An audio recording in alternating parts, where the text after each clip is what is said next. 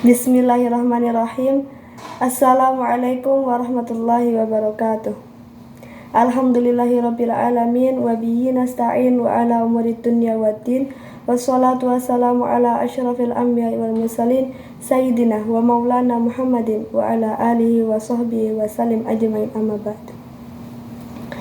Puji dan syukur kita panjatkan kehadirat Allah Subhanahu wa taala yang telah memberikan kesempatan kepada kita sehingga kita dapat mengerjakan tugas akhir akhlak mahfudat ini. Sholawat serta salam kita curahkan kepada junjungan Nabi kita, Nabi Muhammad SAW. Semoga kita mendapat syafaat beliau di hari akhir kelak. Amin. Yang terhormat Bapak Kiai Haji Nilzam Yahya MAG selaku Kepala Madrasah Sanawiyah Ali Maksum. Yang saya hormati Bapak Ridwan M. Nur selaku Guru Pengampu Akhlak Mahfudat kelas 9, yang semoga Allah selalu melindungi beliau. Amin. Dan teman-teman serta guru-guru Madrasah Sanawiyah Ali Maksum yang saya cintai serta saya banggakan. Teman-teman sekalian, menurut makalah Man Sabara Dhafira, yang artinya barang siapa yang bersabar maka dia akan beruntung.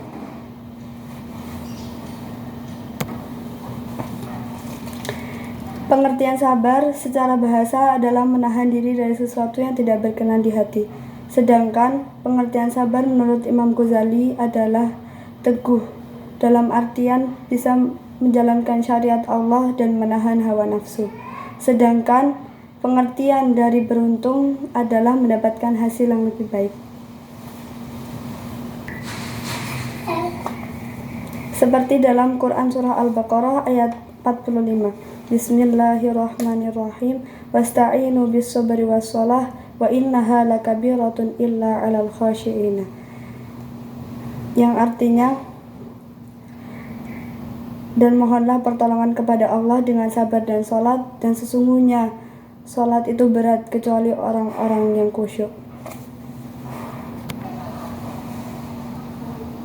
Nah, sabar itu harus dengan ikhtiar juga sholat. Nah, itu maksud dari Quran surah Al-Baqarah ayat 45. Nah, sholat itu artinya apa sih? Sholat itu artinya doa. Maka yang pertama, sholat itu sebaiknya dilakukan dengan tidak memikirkan hal-hal yang lain. Yang kedua, jadikan sholat itu tidak hanya sebagai kebiasaan, tapi jadikanlah sholat sebagai kebutuhan.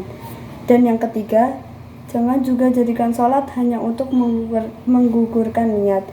Karena dalam sehari saja kita ada banyak permintaan, maka jadikanlah sholat itu butuh untuk minta kepada Allah. Nah, dari surat Al-Baqarah itu, sholat itu memang sulit, tapi kecuali untuk orang-orang yang khusyuk. Nah, karena nilai khusyuk itu sangat tinggi, makanya kita harus bisa khusyuk. Dan kesabaranlah yang akan mengantarkan kita kepada kekhusyukan itu. Nah, bila kita tak sabar, maka kita akan rugi pada banyak hal yang bisa mengakibatkan kegagalan. Sabar itu berawal dari ujian atau cobaan. Nah, ada 3 macam sabar. Yang pertama, ada sabar dalam menghadapi musibah. Mungkin sabar tingkat pertama ini adalah sabar yang mudah untuk sebagian orang. Sedangkan sabar yang kedua adalah sabar dalam ketaatan beribadah kepada Allah. Sabar tingkat kedua ini biasanya sabar bagi orang-orang yang alim. Dan sabar yang terakhir adalah sabar menghadapi hawa nafsu. Nah, dorongan atau hasrat yang kuat bisa mengarah pada hal-hal yang baik atau yang buruk.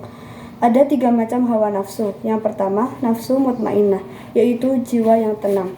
Yang kedua, nafsu lawamah, yang artinya jiwa yang menyesal. Dan yang ketiga, nafsu amarah.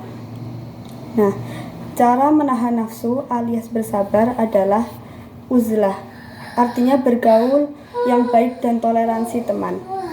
Yang kedua, mengedepankan akal daripada nafsu.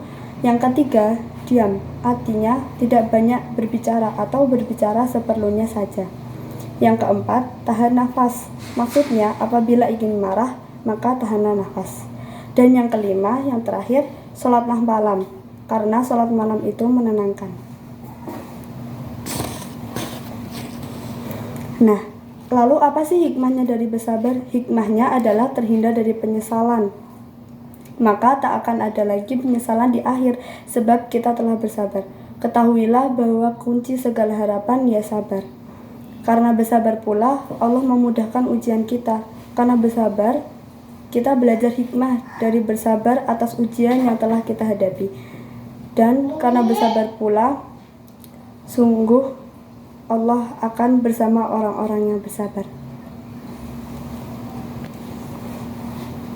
Kesimpulannya, tetaplah sabar dalam hal apapun itu, karena yang akan merasakan enaknya dari bersabar ya diri sendiri.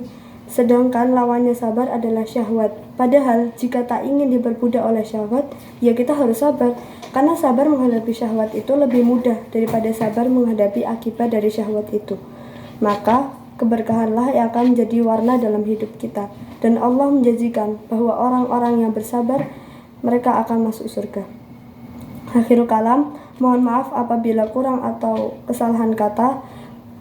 Wallahul muwaffiq ila aqwamit thoriq. Assalamualaikum warahmatullahi wabarakatuh.